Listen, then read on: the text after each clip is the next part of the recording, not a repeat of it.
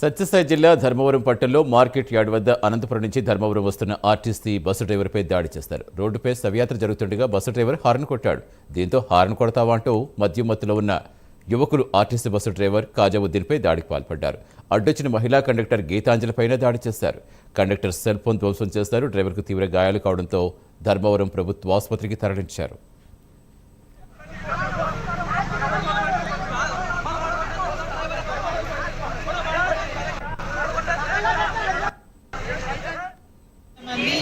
శవాన్ని తీసుకొని వెళ్తున్నారు, నడుచుకుంటూ వెళ్తున్నారు గుంపులుగా. హారన్ కొట్టినందువల్ల అందరూ సైడ్కి పోయినారు. ఒక ఆయన సైడ్కి వెళ్ళకోకుండా ఇంకొకసారి హారన్ కొట్టింటే ఆ హారన్ సౌండ్కి భయపడి బస్సుకి ఆనుకొని దగ్గరగా వస్తున్నాడు. భయపడి అవతలకు పడినందువల్ల అక్కడ ఉండే వాళ్ళంతా బస్సు గుద్దడం వల్ల పన్నాడని చెప్పేసి వాళ్ళు 2 వీలర్ తీసుకొని వచ్చి బస్సు డ్రైవర్ని నన్ను దాడి చేసి నా సెల్ పగలగొట్టి కేసాలు ఆపడానికి ప్రయత్నించారు.